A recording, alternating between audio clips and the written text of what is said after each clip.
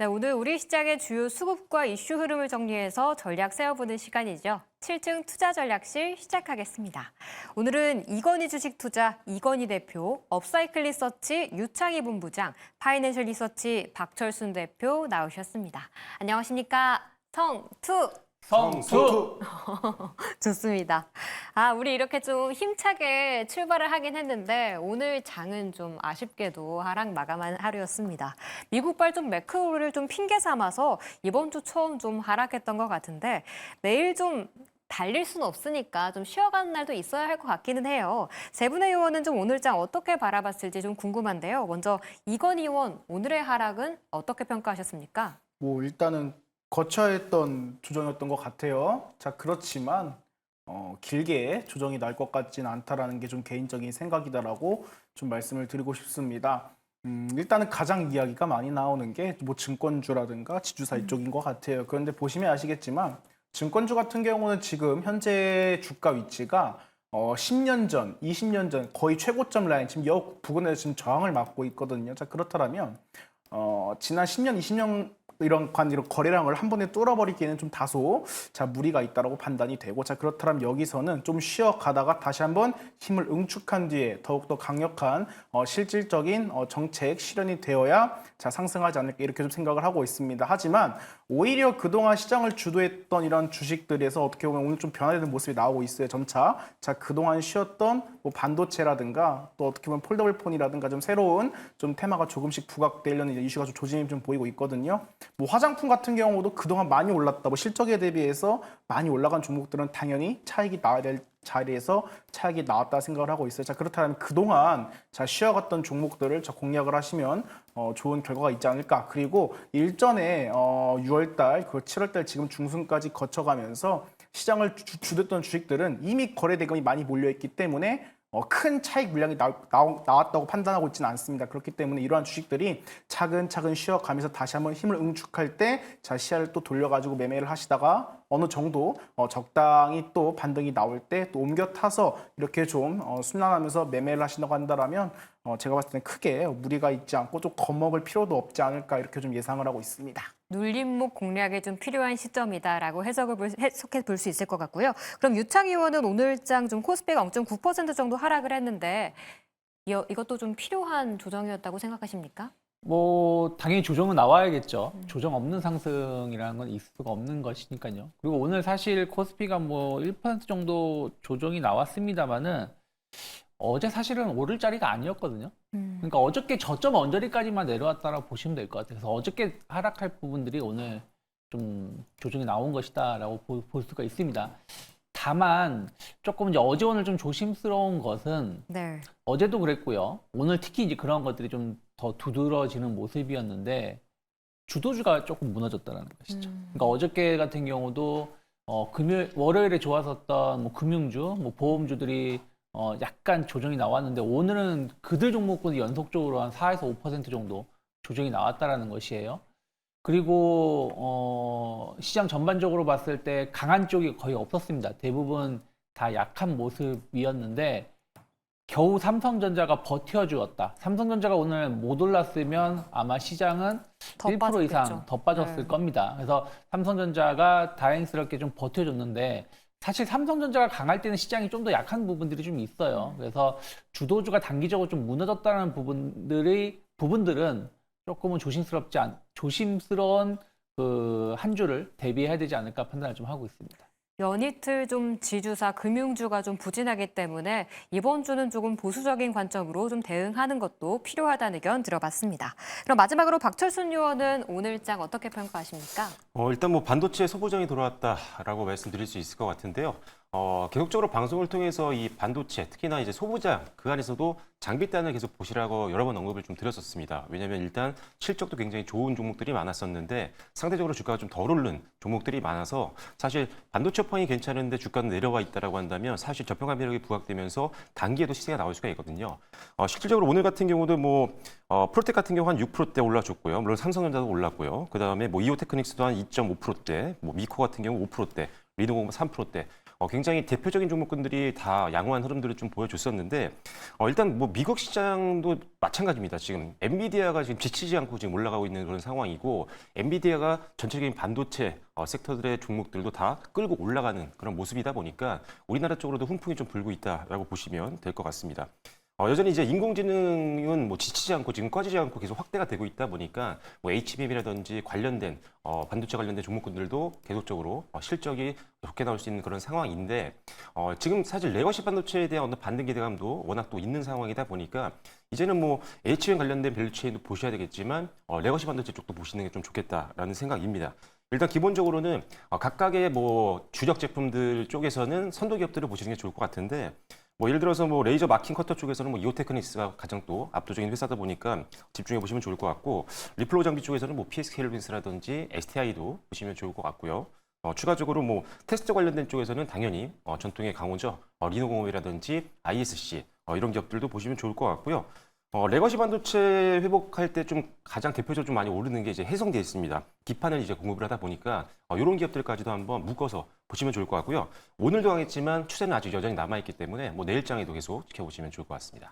상반기에 주도주였던 뭐 조박원 쪽은 쉬고 있지만 이제는 오히려 반도체가 살아나고 있고 또 장비주, 기판주들이 최근 움직이고 있기 때문에 이쪽으로 좀 눈을 돌려보시는 것도 좋을 것 같습니다.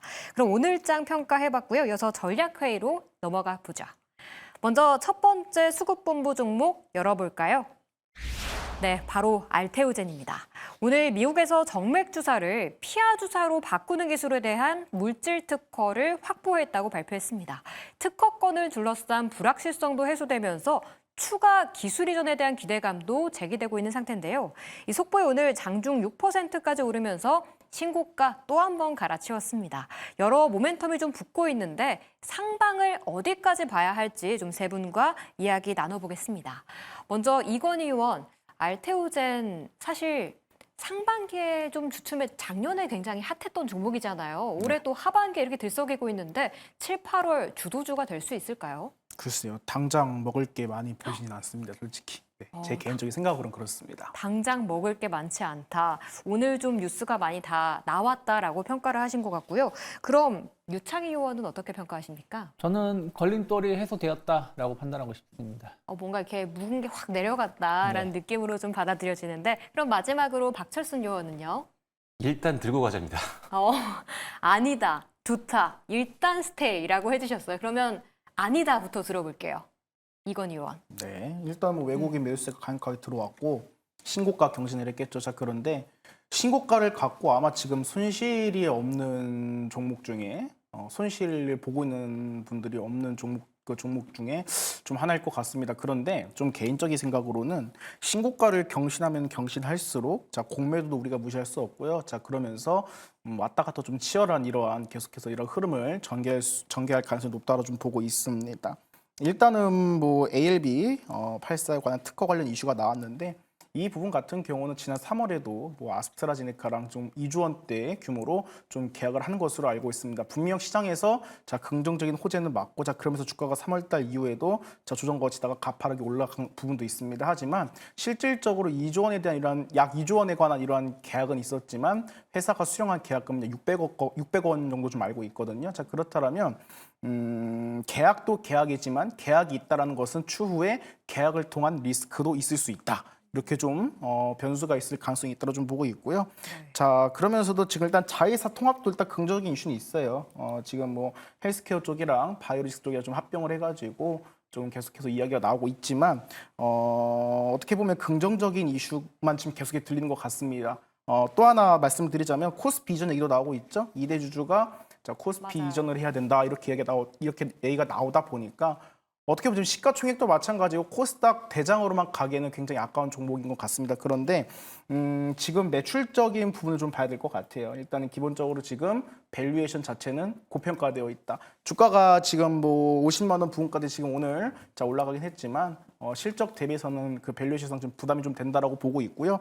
또 추가적으로 말씀드리자라면 전통 의약품 매출이 좀 탄탄하게 받쳐주면서 실적을 보여주면서 지금과 같은 이런 주가의 위치에 있을 때는 좀 약간 수긍할 수 있겠는데 지금 어떻게 보면 뭐 기술 이전이라든가 라이선스에 관한 이런 수익 의존이 굉장히 좀 크다라고 보고 있습니다. 이 부분 같은 경우는 좀 언제든지 계속해서 희망적인 이야기가 나오고 있지만 또 반대로 언제든지 또 거기에 관한 리스크가 좀 존재를 하고 있다라고 좀 판단하고 있기 때문에 좀 불확실성이 있다라고 말씀을 드리고 싶어요. 예를 들어서 뭐 원전주처럼 두산 에너빌리티처럼 계속해서 실적밖에 나올 게 없다라거나 뭐 어떻게 보면 뭐 독점적이라던가 뭐 이러한 이야기가 있다고 한다라면 뭐 신고가에서 계속 쭉쭉쭉쭉 갈 가능성이 높다라 말씀을 드릴 수가 있겠는데 어쨌든 바이오 같은 경우는 계약 안에서 불확실성이 굉장히 많이 있잖아요. 그리고 매출도 굉장히 의존적이고 자 그렇기 때문에 여기에 대한 부분을 좀 주목을 해보면서 저 같은 경우는 당장 크게는 많이 먹을 게 보이지 않는다라는 쪽에 좀 의견을 좀 드리도록 하겠습니다. 좀 밸류에이션에 부담이 있다라고 말씀을 주셨는데요. 그럼 유창희 의원은 그럼에도 불구하고 묵었던 게 확 내려갔다. 걸림돌이 네. 해소됐다라고 말씀을 해주셨어요.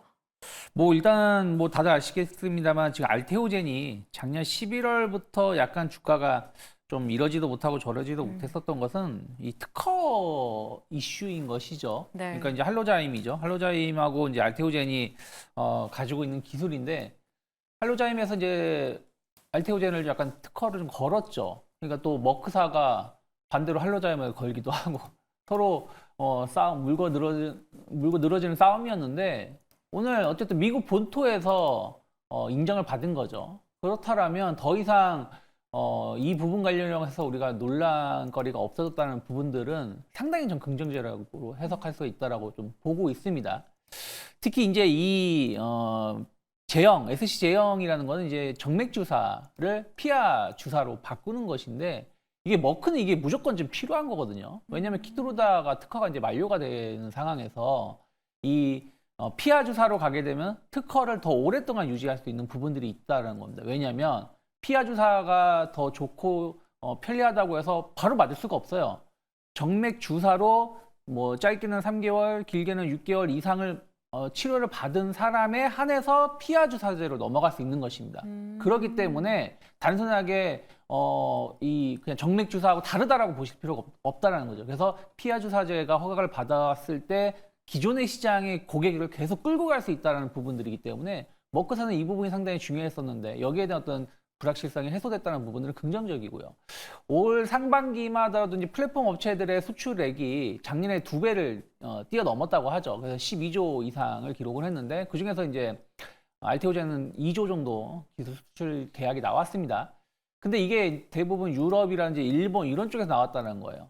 그러면 이미 시장을 선점하고 있다는 것이죠. 그렇기 때문에 그런 것들을 감안하면은 알테오젠의 어떤 가치는 더 커질 수밖에 없다라고 생각을 좀 하고 있고 그리고 이제 9월 정도죠. 빠르면 9월 정도에 이제 FDA 승인이 나온다라면 그때부터는 날개를 본격적으로 단다라고 보고 있어요. 그래서 주가라는 거는 사실은 뭐 지금 자리가 제일 고점일 수도 있고요. 아니면 지금 자리가 허리 라인일 수도 있습니다. 요즘엔 뭐 황제주 뭐 하나 에어로스페이스도 한 10만 원대에 있던 기업이 한 2, 3년 만에 100만 원 언저리까지 온 거거든요.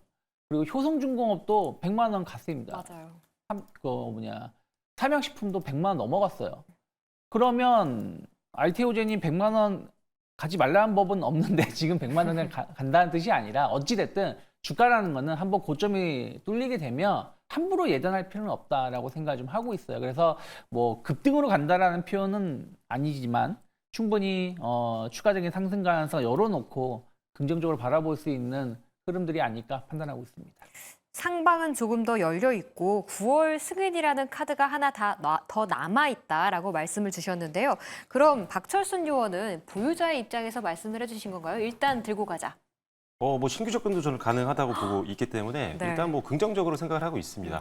앞서 대부분 다 말씀해 주셨기 때문에 중복이 될 수도 있을 것 같은데 일단 지금 뭐 머크사 같은 경우가 이제 키트루다 SC 제형을 이제 승인을 지금 요청을 한 상태잖아요. 그래서 이제 미국이라든지 또는 이제 유럽 쪽에서 승인을 기다리고 있는 그런 상황인데 사실 머크사뿐만이 아니라 지금 많은 지금 블록버스터급 의약품들이 특허 만료를 앞두고 있는 경우가 굉장히 많습니다. 그렇기 때문에 생애 주기를 좀 연장하기 위해서 특허를 계속 유지하기 위해서는 당연히 다른 머크사를 제외한 많은 이 빅파마들이 계속적으로 SJ형 기술을 사용할 수밖에 없는 그런 상황인데 현실적으로 지금 이 정맥주사 제형을 SJ형으로 바꾸는 피하주사 제형으로 바꿔주는 기술력을 갖고 있는 플랫폼 업체는 사실상 저는 지금 뭐 알테오젠 제외하고는 아직 뭐 경쟁력이 많이 떨어진다라고 생각을 하고 있거든요.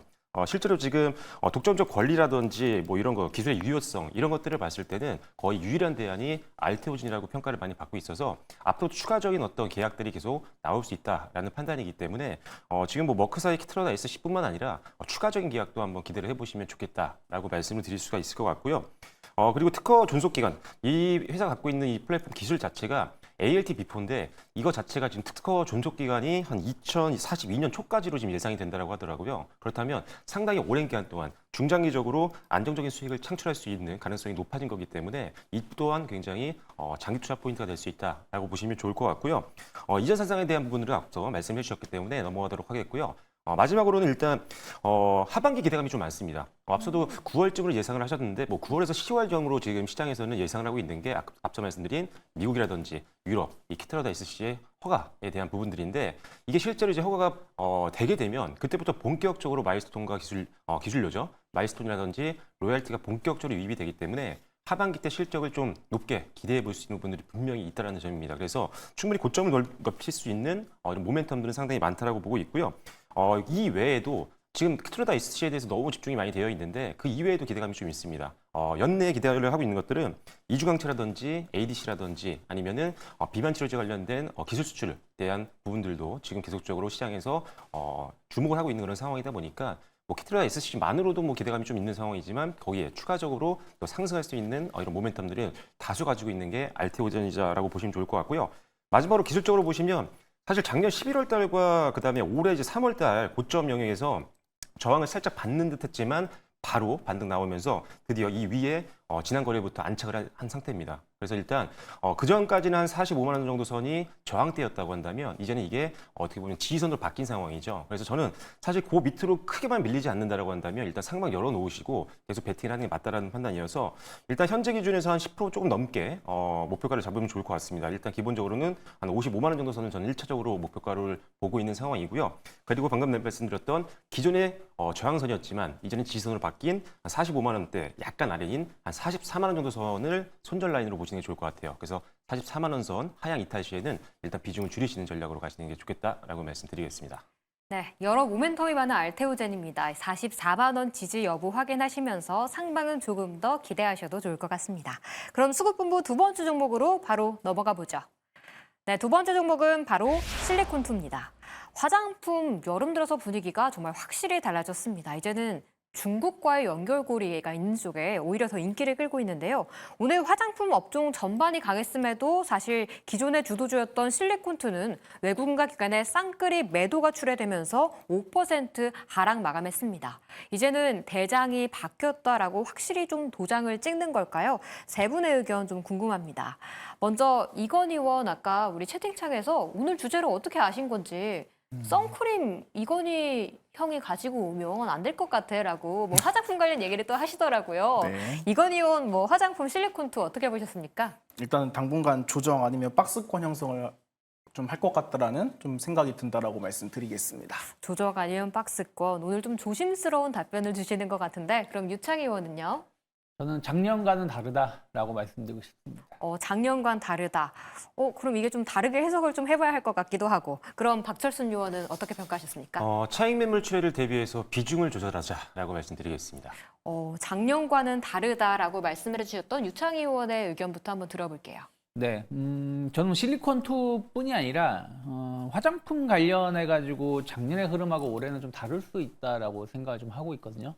그러니까 무슨 말이냐면 작년에 진짜 그 여름 때 7월, 8월 달까지는 엄청 핫했었던 게 화장품이었습니다. 그러니까 실적도 좋았고 앞으로 더 계속 잘 간다고 하면서 주가가 뭐 가파르게 올라갔었는데 막상 그 이후에 실적을 보니까 뭐지? 하는 느낌?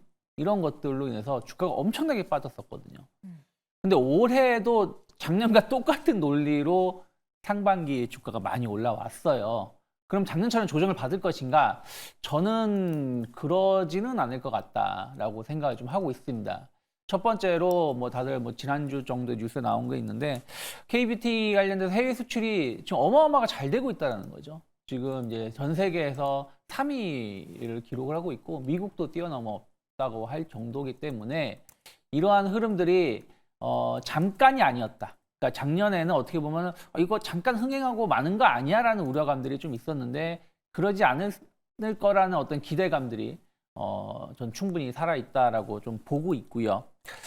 그리고 이제 뭐 실리콘2 같은 경우는 사실은 화장품 업체라고도 볼 수 있지만 약간 이제 플랫폼, 유통 플랫폼 업체라고 볼 수 있죠. 그래서 주요 거점 지역, 유럽이든 뭐 이런 지역에다가 물류 센터가 다 잘 되어 있어요. 이게 좀 중요한 거는 특히 이제 관세 위협이 지금 계속 해소가 안 되고 있기 때문에 이러한 시스템을 잘 구축을 해 놓은 기업들이 그래도 관세 관련돼서 충격에서 좀 상대적으로 다른 기업보다 좀 덜 받을 수 있다라고 저는 생각을 좀 하고 있습니다. 그리고 이렇게 잘 되어 있는 기업들이 또 수익성도 안정적인 수익 마진을 좀 확보해 놓고 사업을 펼칠 수 있다는 부분들도 저는 긍정적으로 볼 수 있지 않을까 생각을 좀 하고 있어요. 그래서 올해 같은 경우도 뭐 영업이익이나 이런 걸 감안한다라면 지금 시가총액이 3조 2천억인데 저는 예를 들어 달바글로벌하고 비교해 본다라면 실리콘투가 그렇게 비싼 것인가? 전 그렇게 생각하고 있지 않습니다. 그래서 충분히 주가는 조금 더 올라갈 수 있는 여지는 있다. 다만 이제 최근에 이제 약간 노이즈가 있었던 게 이제 오너 대주주가 약간 주식을 좀 매도를 했다라는 것이죠. 뭐 상속세든 뭐든 이제 약간 세금을 내기 위해서 매도를 한 것인데 그 물량이 0.5%, 뭐 0.6% 정도, 그러니까 1% 채 1%가 안 됩니다. 그럼 그걸 가지고 대주주 매도 물량에 대한 리스크로 우리가 볼 것인가? 좀 과도하다라고 저는 생각할 수 있다라고 보고 있어요. 그래서 차트로 본다라면 아까 말씀드린 것처럼 지금 이렇게 보면 잘 안 보이시는데 이걸 로그 차트로 해서 좀 보신다 그러면 거의 비슷한 패턴이에요. 2023년도에 한번 크게 올라왔다가 여름 이후에 행보를 했어요. 그리고 2024년 상반기에 또 크게 올라갔다가 이때는 좀 행보하다가 이제 좀 주가가 조정이 나왔었죠. 거의 마이너스 50, 고점 대비 마이너스 50%까지 조정이 나왔다가 다시 또 이제 지금 상반기에 올라가고 있는 패턴이면 제가 봤을 때는 최소한 뭐 2023년처럼 옆으로 기간 조정을 주면 좋지 가격 조정 가능성은 적다. 그리고 오히려 올해 증시가 계속해서 상승세를 좀 보여주고 있고 오늘 이제 제가 초반에 주도주가 좀 무너졌다라고 말씀드린 것 중에 하나가 화장품도 좀 무너졌어요. 달바글로벌에 오늘 10% 가까운 조정이 나왔었죠. 맞아. 그래서 약간의 부담감은 있을 수 있지만 오히려 이렇게 해서 조정이 나온다? 그럼 저는 분할 매수 관점으로 볼 수 있지 않을까. 그래서 지금부터는 좀 조정이 나와도 조금 싸게 살 수 있는 기회가 될 수도 있다 판단을 좀 하고 있습니다. 이제 조정을 기회로 삼아야 하는 종목이다라고 말씀을 주셨고요. 그럼 이건희 의원도 조정 및 좀 박스권 형성 가능성이 있다라고 보셨어요. 네. 그럼 이거를 매수 기회로 사용해도 될까요? 저는 좀 지켜봐야 된다 의견으로 좀 말씀을 드리고 싶고요. 일단은 외국인 기관의 매도가 나왔다라는 거는 뭐 미약하긴 하지만 대주주 매도가 좀 나왔었죠. 자, 아무리 뭐 이게 뭐 증여세건 상속세건 비중이 좀 적다고 하더라도 좀 약간 매도한 타이밍 자체가 정말 드라마틱한 고점에서 이러한 매도를 좀 봤을 때에는 상당히 좀 대주 입장에서는 좀 전략적일 수 있다라는 좀 생각도 개인적으로 하고 있고요. 우리 개인 투자 입장이 아니라 좀 대주 입장에서 좀 말씀을 드렸을 때에는 좀 적절하게 경영권에 대한 침해가 없는 선에서 안정적인 선에서 적당한 선에서 매도를 했다라는 것은 그 이후에도 조금씩 충분히 매도할 수 있는 이러한 전략적으로 좀 체계를 좀 수립할 수 있는 그러한 부분도 완성이 된 것 같습니다. 그런데 일단은 제가 가장 우려하는 것은 결국에는 대주주 매도도 매도지만 밸류에이션 부담이에요. 역시나 아무리 좋고 굉장히 좀 사업이 잘 되고 하더라도 끊임없이 주가가 계속 치고 올라가는 주식은 없다고 생각을 합니다. 그리고 많이 올라간 만큼 분명히 차익 실현 물량도 충분히 대기를 하고 있다고 생각이 될 것이고 그리고 분기별로 계속해서 사이클로 돌고 돌면서 오히려 하반기에 시장에서 주목을 많이 받을 만한 이러한 종목들도 많이 보이고 있어요. 자, 그런 부분 좀 말씀을 드리고 싶고요. 일단은 실적 불확실성 가능성이라고 제가 말씀을 드린 이유가 뭐 내년 내후년 계속 좋을 겁니다. 그 부분이 충분히 반영이 되어서 지금 주가가 신고가를 갔다고 생각을 하는데 뭐 내년 내후년 다 좋습니다. 하지만 글로벌 기업, 화장품 기업들도 어떻게 보면 굉장히 전략적으로 차후의 미래를 바라보고 지금 이미 준비가 들어갔을 거라고 생각을 합니다. 경쟁사가 앞으로 향후에 계속해서 늘어날 수 있다는 것이겠죠. 자, 그 부분을 참고를 했을 때에는 이미 시장에 나온 이런 가치적인 이런 재료들은 충분히 반영이 되면서 주가가 올라갔다라 보고 있고요. 일단은 파리 직영점을 필두로 해서 뭐 런던, 맨체스터, 이탈리아 오픈 대기하고 있죠. 자, 그런데 아직까지 매출은 좀 미미합니다. 하지만 유럽 쪽에서 이제 좀 확장을 해 나간다라는 점에서는 조금 긍정적이다 말씀을 드리고 싶고, 지금 폴란드에 대형 물류센터 가지고 있잖아요. 안정적인 공급망 구축도 좀 예상이 됩니다. 픽톤, 뭐 벤튼, 유망 브랜드 지분 보유도 가지고 있는 부분에 대해서는 향후 긍정적으로 보고 있는데 왜 박스권을 예상을 하느냐? 뭐 크게 빠진다라는 건 아니에요. 조금 조정이 나온다고 한다라면 그래도 일단 주가가 레벨업 때 시점이죠. 한 45,000원대에서 지금 현 구간까지는 조금 조정을 거치고 박스권 흐름을 좀 횡보하는 기간을 거치다가 나중에 또 긍정적인 이야기가 나왔을 때 그때 뭐 신고가를 가든 아니면 뭐 주가가 상방으로 가든 아니면 또 다른 변수로 인해서 뭐 조정이 나오든 그 부분이 있지 않을까 이런 관점에서 말씀을 드리면서 저는 시간이 좀 다소 좀 횡보하지 않을까 이렇게 좀 말씀을 드리겠습니다. 저는 온라인 플랫폼인 줄만 알았는데 뭐 파리나 뭐 런던, 맨체스터에 뭐 오프라인 매장까지 한다고 하는 좀 그런 긍정적인 얘기도 들어볼 수 있었지만 또 수익이 나면 지키고 싶은 마음도 있는 거잖아요. 차익 실현 좀 압력도 있을 수 있다는 점, 조금 횡보할 가능성도 열어주셨다는 점도 참고해 보시길 바랍니다. 그럼 마지막으로 박철순 의원은 차익 매물 출회를 대비해서 좀 비중 조절을 고려하자라고 말씀을 주셨어요. 네. 일단 뭐 실리부터 말씀드리기 전에 개인적으로 화장품주를 굉장히 뭐 좋게 보고 있습니다. 일단 뭐 수출의 지표가 워낙 잘 나오고 있는 상황이고 올해 1월부터 이제 4월까지 수출액을 봤더니 전 세계에서 지금 2위였어요. 미국을 제치고 2위에 등극을 했습니다. 그만큼 우리나라 제품들이 전 세계적으로 굉장히 많이 팔리고 있다는 것을 우리가 숫자로 확인했었고, 불과 지난달 같은 경우 6월달 같은 경우도 6월 기준으로 봤을 때 역대 최대 수출액을 달성을 했거든요. 그렇기 때문에 2분기 실적에 대한 기대감도 당연히 높아질 수밖에 없는 그런 상황이라고 보시면 됩니다. 그래서 어떤 기술적이나 아니면 밸류에이션 부담이 좀 없는 종목이라면 화장품주를 항상 여러분들이 담아가는 전략으로 가시는 게 좋겠다라고 말씀드리겠고, 아무래도 이제 수출액이 잘 나왔다는 것 자체가 실적을 뽑아내고 있는 기업들이 많다는 의미이기 때문에 기본적으로 이 실적 시즌에 굉장히 적합한 섹터가 화장품 섹터다라고 보시면 될 것 같고요. 실리코트 같은 경우는 뭐 국내 1위 해외 수출을 담당해 도와주는 유통 플랫폼 회사인데 기본적으로 이제 구조적인 성장이 계속 지속이 되고 있는 그런 상황입니다. 우리가 뭐 알고 있는 제품 중에 뭐 메디큐브라든지 닥터헬시아라든지 티르티르라든지 이런 굉장히 인지도 있는 제품들, 고성장 브랜드를 계속적으로 고객사로 확대를 하고 있는 그런 상황들이 확인이 되고 있는 상황이고요. 뿐만 아니라 뭐 지금 고객사들 같은 경우도 실적이 고성장하고 있다 보니까 유통을 하고 있는 구조에서 지금 중간에서 낙수 효과를 보고 있는 게 실리콘투브라고 보시면 될 것 같습니다. 그리고 앞서도 뭐 폴란드도 말씀해 주셨지만 유럽 시장에서의 어떤 본격적인 진출 효과를 하반기 때부터 기대를 해볼 수 있다는 점이 가장 강점이라고 보시면 될 것 같고요. 추가적으로 유럽뿐만 아니라 미국, 그다음에 하반기 때 중동 쪽도 지금 진출이 예상이 되어 있는 그런 상황이다 보니까 일단 지금 전 세계로 뻗어나가고 있는 그런 상황 속에서는 일단 주가 충분히 추가 상승을 기대해 볼 수 있는 그런 기업이다라고 보고 있고요. 실적 같은 경우도 올해 이제 매출액과 영업이익이 전년 동기 대비해서 무려 60% 이상 급등할 것으로 예상을 하고 있는 상황이기 때문에 하반기 실적도 크게 걱정할 필요는 없고 오히려 신규 지역 진출을 통해서 추가 레벨업도 기대해 볼 수 있다는 판단입니다. 그래서 일단 저는 사실 중장기적인 관점이라고 한다면 충분히 담아가는 전략도 괜찮다고 생각을 해요. 다만 단기적으로 지금 왜 비중 조절이 필요하다고 말씀드렸던 이유는 일단 차익 매물이 좀 같이 나오고 있는 상황이다 보니까 조금 조정이 나올 가능성이 있다라고 보는 거거든요. 그래서 저는 개인적으로 조금 조정이 끝날 때까지 기다렸다가 신규 매수를 한번 준비해 보시면 좋겠다라는 판단이고요. 개인적으로는 한 4만 8천 원 정도 선, 이 정도 선만 이탈하지 않는다라고 한다면 일단 반등 한번 나올 수 있을 거라고 보고 있어서 조정이 마무리될 때까지 일단 비중을 좀 줄이시거나 아니면은 추가 매수는 좀 약간 피하시는 전략으로 가시고요. 오히려 지금 뭐 최근에 이제 바닥권에 있던 종목들 중에 이제 반등이 나오는 종목들도 있거든요. 차라리 그런 쪽으로 순환매가 지금 진행이 되고 있는 부분도 있으니까요. 오늘 마침 제가 또 화장품주를 준비를 했습니다. 잠시 후에 또 소개를 드리도록 하겠습니다.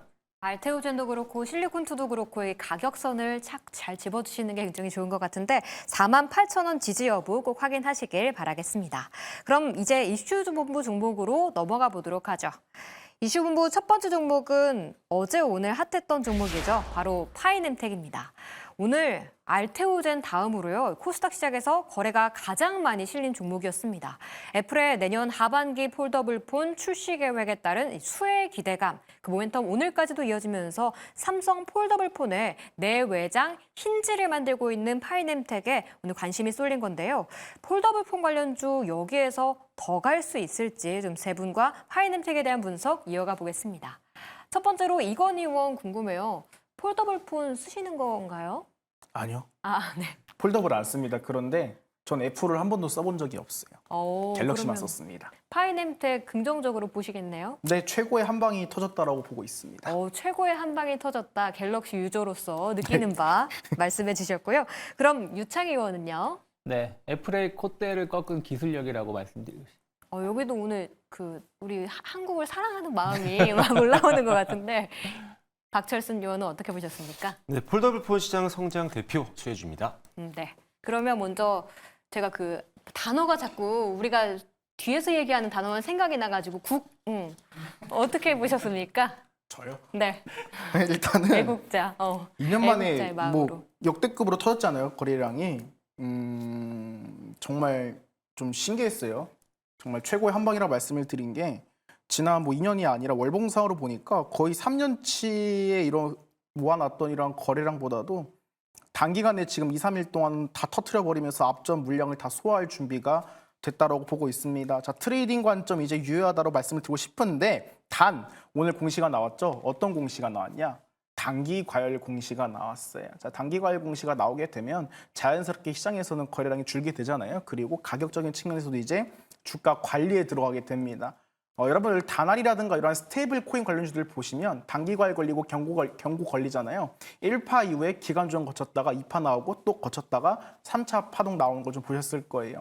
약간 그런 비슷한 개념으로 좀 나올 것 같고요. 결국에는 주가 공략을 언제 할 것이냐 그게 중요할 것 같은데 이번에 단기 과열 걸리고요. 가장 베스트는 거래량 없이 빠지면서 버티는 구간을 확인하는 겁니다. 그 구간을 확인한다고 한다면 이제 분할 관점으로는 충분히 진입해볼 만하다라고 좀 말씀을 드리고 싶고요. 일단은 홍콩증권 쪽에서 이렇게 이야기를 한 것 같아요. 애플만 이야기한 게 아니라 삼성 폴더블 폰, 애플 폴더블 폰 최대 수혜주라고 지금 이야기가 나오고 있습니다. 일단은 지금 애플이 폴더블 폰 출시를 한다고 발표를 했잖아요. 그런데 여기에 지금 삼성 이 디스플레이 이런 핵심 기술을 쓴다라고 합니다. 보통 애플 같은 경우는 자체 설계를 할 줄 알았는데 자체 설계가 아니라 자 SDC 걸 좀 사용을 한다라고 좀 이렇게 이야기를 했었고요. 자 그러면서 이외에 왜 지금 파이nem텍이 가장 핵심주로 묶였냐? 결국에는 지금 이 디스플레이 접합하는 부분이 있잖아요. 핵심 기술. 이 접합하는 데 있어서 이 스트레스를 가장 좀 최소화할 수 있는 이러한 메탈 플레이트를 생산하는 회사가 바로 파이nem텍이라고 합니다. 그런데 또 공급 점유율을 보니까 단순하게 뭐 10%, 20% 이렇게 공급하는 게 아니라 80% 육박을 한대요. 그러니까 대부분 다 파이nem텍에서 나오는 메탈 플레이트를 공급한다고 보시면 될 것 같습니다. 그래서 굉장히 좀 독점적으로 공급할 가능성이 높고 삼성뿐만 아니라 애플까지 엮였다라는 거는 앞으로 수익에 대한 이러한 구조가 굉장히 좀 가파르게 올라갈 수 있다. 이렇게 좀 판단을 하고 있습니다. 일단은 주가적인 측면을 보시더라도 사실은 조금 많이 어려웠을 거예요. 트레이딩 하시는 분들 보통 상따 매매라고 하잖아요. 상따 매매. 어제 어떻게 보면 유통 물량보다도 적은 거래량을 일단 상한가를 보내다 보니까 오늘 아침에 빠지는 게 아니야 했는데 거의 어제 거래량보다도 지금 4배, 5배 넘는 이러한 거래량을 터트리면서 주가 올려놨고요. 월봉상으로 보시더라도 아까 말씀드렸지만 2, 3년간의 이러한 물량들을 다 소화할 만큼의 거래량을 바닥권이 터트리면서 뚫어냈습니다. 이제 바로 저항권이에요. 그렇다면 이 저항권을 뚫을 수 있는 시장에서 충분히 부각될 만한 매력적인 재료라고 좀 판단이 되기 때문에 단기 과열 이후에 가장 베스트는 뭐다? 주가가 조금 거래량 없이 빠지면서 버티는 구간, 그때가 우리가 분할 관점으로 들어갈 수 있는 좀 기회이지 않을까 이렇게 좀 말씀을 드리면서 자 최고의 한 방이 터졌다 이렇게 좀 말씀을 드리도록 하겠습니다. 내일 좀 다른 주도주가 떠오르면서 좀 거래가 덜 실려야 좀 사고 싶으신 분들은 살 수 있는 기회가 올 것 같네요. 그럼 유창희 의원은 애플의 콧대를 꺾은 기술력이다. 여기도 역시 본래 스토리에 좀 집중을 하신 것 같아요. 그렇죠. 그러니까 애플이 지금 몇 년째 이 폴더블 시장에 진출한다고 하면서 미뤄져 왔었던 것은 이제 워낙에 좀 깐깐하다고 하잖아요. 디자인 측면에서. 근데 사실 저도 폴더블 폰은 안 쓰고 있지만 이 6 작년에 나온 거는 그나마도 좀 제가 봤을 때 괜찮았는데 그 전에 나온 것을 보면 여전히 그게 좀 보여요. 접히는 부분들이 맞아요. 약간 물론 이게 쓰는 사람은 뭐 적응되면 괜찮다고 하지만 처음 딱 봤을 때는 아, 난 못 쓰겠다 이런 느낌이 좀 한 번씩 바꿔준다고도 하더라고요. 아, 그런가요? 네. 뭐 거기까지 잘 모르겠는데 그래서 그런 느낌이 들었거든요. 지금도 이제 좀 들고 있고 아직까지는. 근데 그러니까 애플이 그런 부분들 때문에 사실 이 제품 출시를 안 하고 있었던 것이죠. 근데 이제는 이제 출시를 해야 되는데 결국에는 자기들 해보니까 안 된다. 그러면 결국엔 삼성 거 갖다 쓰자라는 것이죠. 그러면 앞에서 말씀하신 것처럼 뭐 삼성이 80%를 공급하고 있기 때문에 애플이 진짜로 내년에 제품을 출시를 한다라면 뭐 파이nem텍은 최대 수혜를 입을 수 있겠죠. 그리고 만약에 내년에 직접 출시를 한다라면 아무래도 올 하반기서부터는 올 빠르면 하반기, 늦어도 내년 상반기서부터는 매출로 잡힌다라는 것이죠. 그래서 그런 부분들이 조금은 이제 작용을 했고, 삼성전자 제품도 지금 이제 예약 판매 중인데, 올해 700만 대 판매를 예상을 점치고 있고, 뭐 작년보다도 한 40% 이상 성장하는 것이다. 저도 지금 고민을 좀 하고 있습니다. 이게 두께도 많이 얇아졌고, 무게도 많이 줄어들었죠. 그래서 충분히 흥행 가능성이 있다. 그리고 애플에 대한 어떤 기대감들 감안하면 주가는 사실은 뭐 추가적인 성장 가능성도 열려 있다라고 보고 있어요. 다만 이제 앞에서 말씀하신 것처럼 이제 내일부터 3일 동안이죠. 그러면은 다음 주 월요일까지 단일가 매매가 좀 이루어진다는 부분들, 그리고 이 매물대를 완벽히 돌파를 하진 않았어요. 그래서 저는 조금 비싸게 주고 산다고 사더라도 한 11,000원, 12,000원 완벽히 돌파를 확인하고 사는 게 맞다 생각하고 있고, 조정이 나온다 그러면 조금은 흐름을 좀 확인하고 대응하는 게 맞지 않을까 판단하고 있습니다. 오히려 더 상승을 장기적으로 이어가려면 11,000원과 12,000원 선을 더 뚫어줘야 한다라고 말씀해 주셨다는 점 기억하시길 바랍니다. 마지막으로 박철순 의원은 사실 폴더폰 시장의 대표 수혜주다라고 긍정적인 말씀을 주셨는데 네. 제가 여기서 궁금한 게 있어서 좀 네. 질문을 드려볼게요. 아까 화장품 말씀을 해주시면서 실적이 찍혀서 좋다라고 네. 말씀을 해주셨는데 제가 파이nem텍 1분기 실적을 보니까 영업 손실이 나는 회사이기도 했더라고요. 네. 사실 아직까지 나온 건 없잖아요. 이제 우리가 미래 맞습니다. 가치를 재평가하는 건데 네. 그래도 괜찮을까요?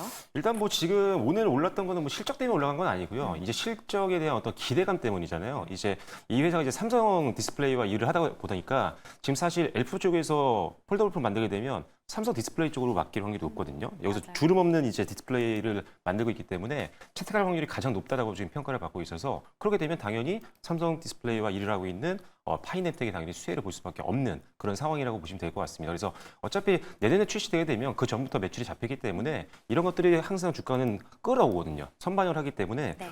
상승 모멘텀이 충분히 될 수 있다라고 개인적으로 생각을 하고 있고, 만약에 실제 뭐 예상대로 가장 긍정적으로 봤을 때는 독점 공급하는 거잖아요. 네. 독점 공급을 하고 만약에 내년에 애플이 최초의 폴더블폰 출시를 해서 그 다음에 한 1,000만 대 정도 팔린다라고 한다면 실적 같은 경우는 한 2배 이상도 바라볼 수가 있는 상황이다 보니까 이런 것들을 감안하면 주가의 추가 상승도 조금은 기대해 볼 수 있다라는 판단이고요. 그리고 일단은 뭐 아시다시피 삼성 갤럭시 세븐 라인들이 엄청나게 지금 호평을 많이 받았다 보니까 여기서의 어떤 낙수 효과도 충분히 기대해 볼 수 있는 상황이어서 실적에 대한 기대치는 점점 더 높아지고 있는 그런 상황이라고 보시면 될 것 같습니다. 일단 분기 실적 2분기 때는 턴어라운드가 좀 기대가 되고 있는 상황이니까요. 그 부분도 뭐 긍정적이라고 볼 수가 있을 것 같고요.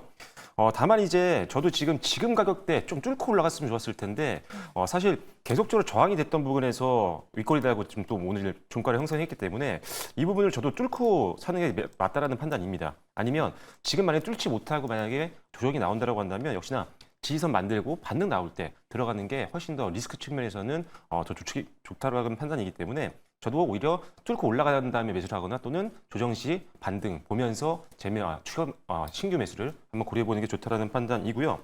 다만 기술적인 저항이 없는 다른 폴더블폰 수혜주들도 굉장히 많이 있습니다.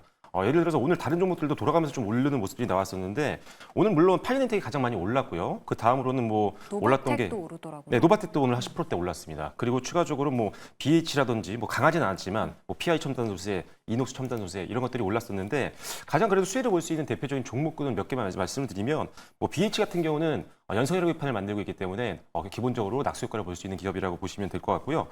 광학 접착 필름을 만들고 있는 세경 하이테크 같은 경우도 일단은 수혜를 볼 수 있는 부분들이 있다. 그리고 뭐 이녹스 첨단소재라든지 덕산 레오루스 같은 경우도 오일리 소재에 관련된 기업들이기 때문에 일단 이런 부분에서 낙수 효과를 볼 수 있어서 수선매가 돈다고 한다면 예를 들어 파이낸텍이 만약에 조정을 받아서 차익률이 흐른다고 한다면 이런 종목군들로 흘러 들어갈 수가 있다는 거죠. 그리고 주가적인 측면에서도 사실 뭐 KH바텍이라든지 이런 관련된 다른 종목군들 같은 경우는 상방이 좀 열려 있습니다. 그래서 비중을 좀 조절하셔가지고 다른 종목들로 분산 투자를 해보시는 것도 단기 조정을 좀 피할 수 있는 전략이 될 수 있다는 점도 기억해 보시면 좋을 것 같습니다. 네, 파이낸텍 한 종목에 국한되는 게 아니라 스마트폰 관련주 전반적으로 순환매가 돌 수 있다는 가능성도 열어주셨습니다. 바로 두 번째 종목으로 넘어가 보죠. 이슈본부 두 번째 종목은 바로 카카오페이입니다. 이재명 정부 출범 이후 정책 기대감에 급등했던 카카오그룹주가 7월 달에는 조정을 받고 있습니다. 코로나 이후에 좀 물렸지만 다시 한번 믿어볼게요 라고 들어갔던 개인 투자자들은 또 한 번 좀 실망하고 있는 상태라고 하는데요. 특히 카카오페이 같은 경우 지난달 고점이었던 93,800원 대비 벌써 28% 급락한 상태입니다. 크립토위크 이번 주인데 이런 종목들도 좀 결판을 내야 하는 걸지 카카오페이에 대한 전략도 세워보겠습니다. 먼저 이건 의원의 한 줄평부터 들어볼게요.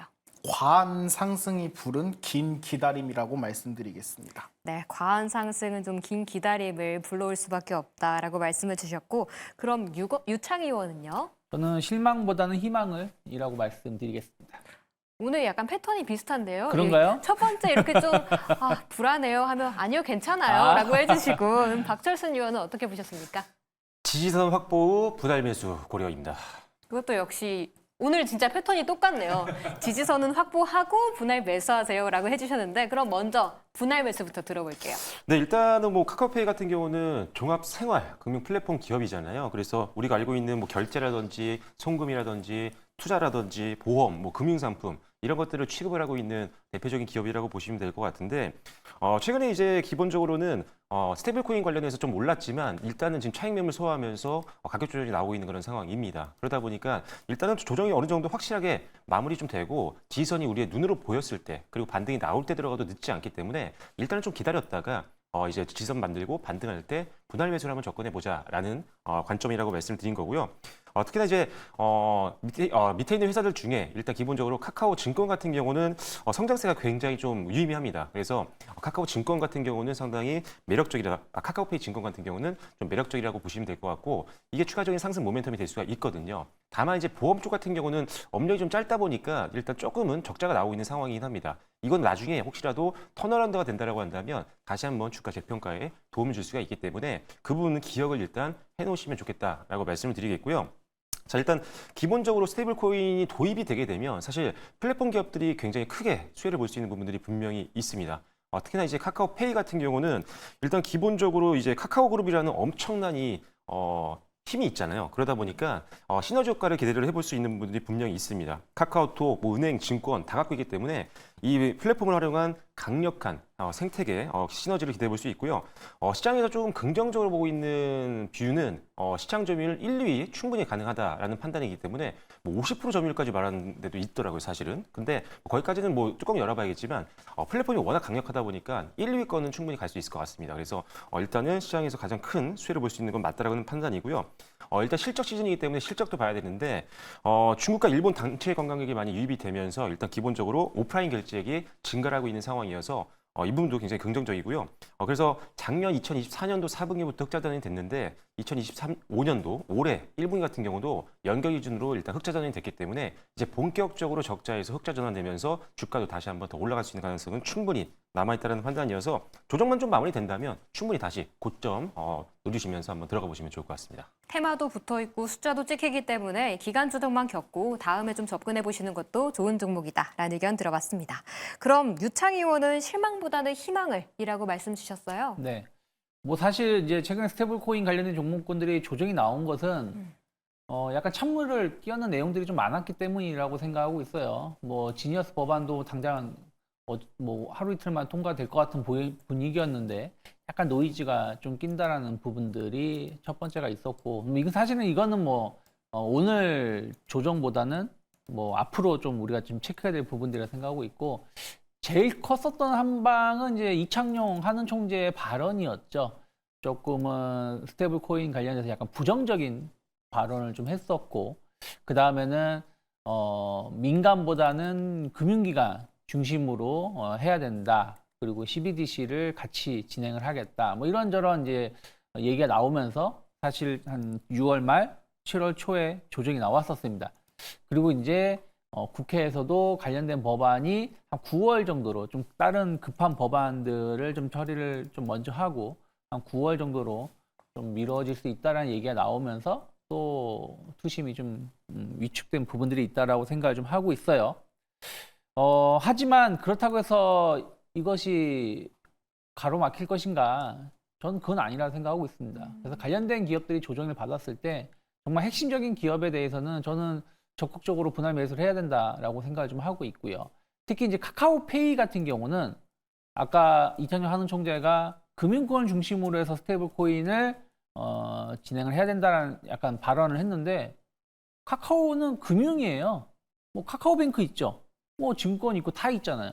그러면 카카오페이는 이미 카카오 그룹이 금융을 하고 있기 때문에 다른 업체보다, 예를 들어 대표적인 경쟁 회사가 네이버인데 네이버보다 한 수 앞설 수 있는 거잖아요. 그래서 그런 것들 감안한다라면 충분히 긍정적으로 볼 수 있는 부분들이 많다 생각하고 있고, 또 하나는 사실은 스테이블 코인 지금 이제 적립금 이런 부분들이 뭐 카카오페이 같은 경우 한 5천억이 좀 넘는다고 하잖아요. 그리고 나머지 그 네이버 페이가 한 1,500억, 1,700억 내외라고 하는데, 이게 금액 자체가 최소 1조 원 이상으로 확대가 되는 것인데, 그러면 여기에 따른 이제 이 스테이블 코인하고 적립금은 약간 다르다고 보시면 될 것 같아요. 그러니까 적립금이라는 거는 결국엔 고객이 어떤 물건을 샀을 때 그만큼 차감이 되잖아요. 왜냐면 그 업체한테 결제를 해서 돈을 줘야 되니까. 근데 스테이블 코인은 계속 그 머물러 있다라는 것이죠. 그렇기 때문에 그것 자체가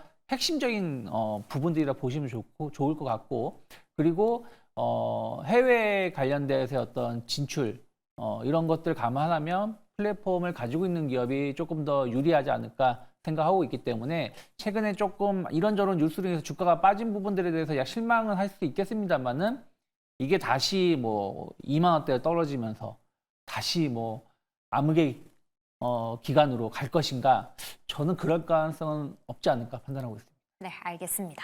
그럼 이건희 의원은 투자 경고 종목이다라는 부분을 좀 짚어주셨어요. 네. 일단은 투자 경고 최초 해지 판단일이 7월 24일입니다. 자, 그럼 오늘 보시면 아시겠지만 쿠콘 급등이 나왔고요. 더즌 같은 종목도 반등이 나왔어요. 외국인 기관이 지속적으로 매도를 할 수밖에 없는 부분 같은 경우는 굳이 지금 시장에서 카카오페이에 대한 이런 부담되는 이러한 주식을 안 건드리더라도 동종 섹터 안에서 먹을 것도 많고요. 오히려 반대로 먹을 게 굉장히 많이 있습니다. 그런데 지금 이렇게 주가가 지지부진하고 좀 어떻게 하락하는 과정에서 좀 매매가 좀 적극적으로 돌아간다, 그건 아니라 생각을 해가지고 아마 제가 봤을 때는 투자 경고 최초 해제 판단일까지는 주가가 이대로 횡보할 가능성이 좀 있다라고 말씀을 드리고 싶습니다. 그리고 무엇보다도 카카오페이 주가가 굉장히 가파르게 올라갈 수 있었던 이유는 유통 물량이에요. 다른 은행주라든가 이러한 관련 주식들을 봤을 때 대주주라든가 주주 포함 물량이 80%가 넘어가거든요. 그럼 20%가 유통 물량인데 실질적으로 한 2천만 주만 거래량이 터지더라도 주가가 2배 이상 올라갈 수 있는 힘이 있습니다. 아시겠지만 처음 상장할 때 20만 원대 있던 주식이었어요. 그런데 2만 원까지 빠지고 올라가다 보니까 상대적으로 앞에 매물대 수와에 관한 부담이 없었기 때문에 적은 거래량만 터뜨려도 주가가 올라갈 수 있었다. 자, 그렇다면 빠르게 올라간 만큼 긴 시간 조정이 좀 예상이 되고요. 스테이블 코인 관련주는 앞서 말씀 주신 것처럼 옥석 가리기가 반드시 필요합니다. 이게 민간 기업보다는 제도권, 금융권 내에서 이창용 총재가 좀 어떻게 보면 이야기하는 이러한 발언적인 부분도 있기 때문에 그 부분을 조금 주목을 하셔가지고 옥석을 가리셨으면 좋겠고요. 한 번 더 말씀드리지만 빠른 상승력만큼 빠른 하락 압력이 있었다라는 겁니다. 따라서 시간이 다소 필요하다라고 판단한다라고 말씀드리도록 하겠습니다. 네, 알겠습니다. 카카오페이에 대한 세 분의 의견 들어봤고요. 이건 의원 좀 숨 쉴 틈도 없이 제가 또 질문을 네. 드려야 할 것 같아요. 그럼 내일은 어떤 전략으로 좀 대응을 해볼까요? 그냥 주도주 트레이딩을 하시거나 휴식을 좀 권유드리겠습니다. 네, 좀 휴식 필요하다 말씀 주셨고 유창희 의원은 내일장 전략 어떻게 전망하십니까? 뭐 저도 비슷합니다. 만약에 좀 반등을 준다라면 좀 현금을 좀 확보를 하는 기회를 찾는 게 맞지 않을까 판단하고 있습니다. 두 분 다 내일은 좀 쉬어가자라고 말씀을 주셨고 박철순 의원은 내일장 전망 한 말씀 주시죠. 네, 일단 기본적으로 실적 시즌이 시작이 됐기 때문에 실적 기반의 어떤 주도 섹터가 아무래도 실적이 잘 나오는 편이잖아요. 업황이 좋으니까요. 그 안에서 고가권 말고요. 저평가 매력이 좀 있는 종목들을 위주로 좀 지금 포트를 변경하는 전략이 굉장히 중요하다고 생각을 합니다. 최근에 이런 종목들이 반등이 좀 세게 나오고 있거든요. 그래서 주도주 내에서 저평가 종목들 한번 공략해 보시면 좋을 것 같습니다. 그 주도 테마는 맞지만 그 안에서 아직 키 맞추기 못한 종목들 위주로 좀 골라보시는 것도 하나의 방법이 될 것 같습니다. 그럼 내일장 어떻게 대응해야 할지 전략도 세워봤고 종목으로 좀 넘어가 볼게요.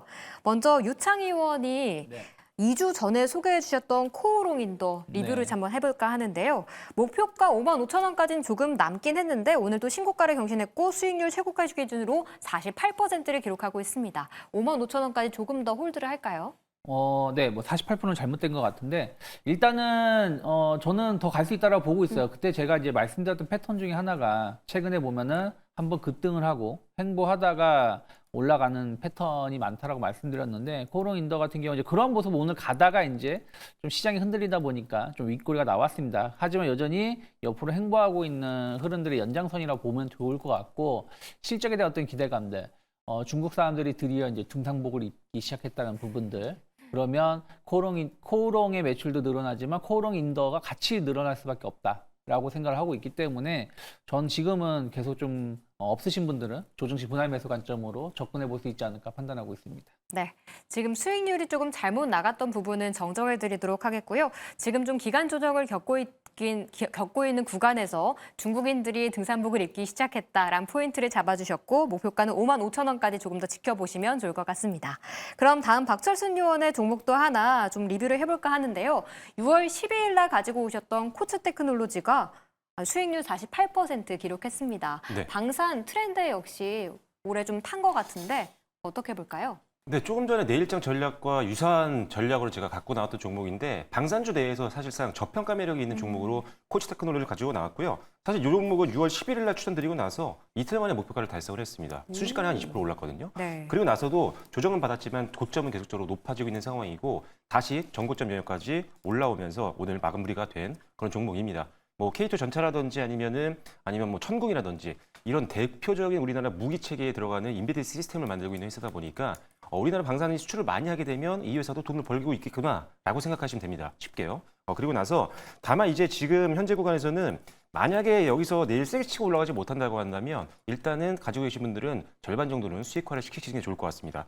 계속적으로 지금 저항을 받고 있는 구간까지 지금 올라온 상태이기 때문에 이 구간을 뚫지 못하면 다시 또 밀릴 수가 있거든요. 그래서 일단 기본적으로 수익은 절반 정도 지금 챙겨 놓으시고 나머지 추가적인 나머지 절반만 기존 목표가였던 3만 원까지 한번 끌고 가보시면 좋을 것 같습니다. 네, 지금 그래도 좀 수익률이 많이 올라온 상태이기 때문에 보유하고 계신 분들은 절반 정도는 챙기시고 2차 목표가 3만 원까지도 조금 장기적인 관점으로 지켜보시면 좋을 것 같습니다. 그럼 이건희 의원의 내일장 공략주부터 들어보도록 할게요.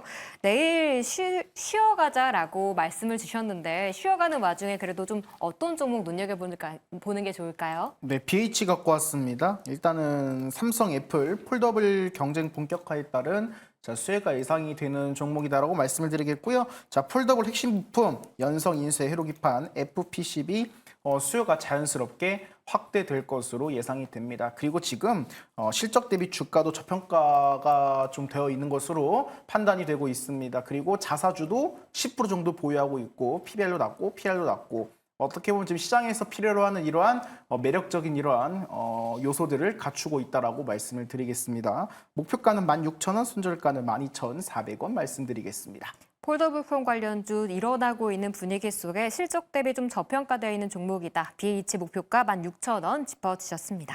다음 유창희 의원은 시초가 공략주로 어떤 걸 준비하셨을까요? 네, 저는 CJ 가지고 나왔습니다. 일단은 CJ 하면은 많이들 아시겠지만 대표적인 소비 관련된 기업이라고 보시면 될 것 같아요. 계열사들이 CJ 제일제당도 있고요. CJ 프레시웨이 그리고 CJ 대한통운도 택배 위주로 하는 거기 때문에 소비 관련된 거죠. 그래서 소비 심리가 상당히 좀 이제 개선될 수 있다는 부분들. 그러면 이들 기업들이 하반기로 갈수록 지금보다는 매출이 조금 더 개선될 수 있다는 부분들. 또 이제 소비 쿠폰이 지급이 되면 또 당연히 수혜를 입을 수 있다 생각을 좀 하고 있습니다. 그래서 그런 부분들을 좀 긍정적으로 볼 수 있다 생각하고 있고, 지금 중국 등 관광객이 상당히 급증하고 있죠. 무비자 연장에 대한 어떤 기대감들. 그러면 올리브 영에 대한 어떤 매출도 상당히 늘어날 수 있다라고 생각을 좀 하고 있어요. 그래서 이 부분에 대한 어떤 가치 평가, 특히 이제 CJ가 올리브 영하고 좀 합병할 수 있다는 것을 감안한다라면 상법 개정에 대한 어떤 기대감들 같이 포함해서 충분히 주가는 더 재평가를 받을 수 있지 않을까 판단을 하고 있습니다. 그래서 최근에 상승하고 약간의 조정을 눌림목이 나오고 있는데, 저는 15만 원 마크에 이탈하지 않으면 약간 조정을 받는다고 해도 분할매수 가능하다 생각하고 있고요. 일단 단기 목표가는 20만 원 정도까지는 충분히 7월 달, 빠르면 8월 초까지 가능하지 않을까 판단하고 있습니다. 네, 소비주들이 움직이고 있는 트렌드 속에 CJ 목표가 20만 원, 손절가 15만 원 기억해 보시길 바랍니다. 마지막으로 박철순 의원의 시초가 공략주도 들어보죠. 네, 앞서 실리콘투 설명드릴 때 제가 교체 매매할 만한 종목을 오늘 가지고 나왔다고 말씀을 드렸는데요. 바로 네. VT라는 기업입니다. 실리콘투가 나쁘다는 건 아니고 이제 조정이 시작된 종목보다는 오히려 반등이 시작된 종목으로 조금 비중을 이동하는 전략이 굉장히 중요하다는 판단이기 때문에 VT 같은 경우가 지금 그런 상황이거든요. 지지선 확보 후에 오히려 오늘 같은 경우도 반등이 계속 이어지고 있는 상황이다 보니까 기술적으로 접근하기 상당히 부담이 덜하다는 점 기억하시면 좋을 것 같고요. 리들샷 쪽에서 워낙 선도 기업이다 보니까 전 세계적으로 엄청나게 제품을 많이 팔고 있습니다. 올리브영이라든지 아니면은 이런 채널들에서 다이소에서도 품절 대란을 만들었던 상품을 이 회사가 만들었거든요. 그래서 실질적으로 전 세계로 많이 수출을 하고 있는 그런 상황이고, 실제로 지금 미국의 아마존이라든지 울타뷰티, 그다음에 타겟, 영국의 부츠, 그다음에 러시아 리테일러 1위 사죠. 골드애플도 공식 입점이 됐기 때문에 채널을 계속적으로 확장을 하면서 일단 실적을 더 쏟아낼 수 있는 그런 기틀을 만들어낸 상황이다라고 보시면 될 것 같고, 그다음에 이제 동남아 쪽은 이제 쇼피를 통해서 갈 것 같고요. 그다음에 앞서 말씀드린 실리콘투를 통해서 또 협업을 하고 있습니다. 미국 시장이라든지 중동 지역을 이제 진출할 예정이기 때문에 시장은 계속적으로 확대가 될 상황이다라고 보시면 될 것 같고요. 일단 편의점도 이제 최근에 진출해가지고 이제 내수 쪽에서 경기가 좀 살아나게 되면 일단 내수 시장에서의 매출 성장도 충분히 기대해 볼 수 있는 그런 상황이다라고 보시면 될 것 같습니다. 올해 영업이익과 순이익은요, 전년 동기 대비 무난하게 한 20% 이상 고성장할 걸로 예상을 하기 때문에 실적도 크게 걱정할 필요가 없는 기업이다라고 보시면 될 것 같습니다. 일단 지금 차트 보시면 아시겠지만 최고가 달성한 이후에 조정을 강하게 좀 받고요. 한 달 동안 조정을 받다가 이제 저점 만들고 반등을 시작한 종목이기 때문에 지금 상황이라면 편안하게 들어가셔도 된다는 판단이고요. 전고점에서 저항이 나올 수가 있기 때문에 1차 목표가는 역시나 45,000원으로 제시해드리겠고요. 손절 라인은 31,000원으로 제시해드리도록 하겠습니다. 네, 가격 조정 좀 받은 리들샷 VT 목표가 45,000원, 손절가 31,000원 짚어주셨습니다. 아까 유창희 의원의 종목이었던 코오롱인더 수익률이 잘못 나갔다는 점 저희 양해 말씀 부탁드리고요. 수익률은 4%였다는 거 다시 한번 4.2%였다는 거 체크해드리도록 하겠습니다. 네, 오늘 세 분은 여기서 보내드리도록 할게요. 오늘 말씀 감사합니다.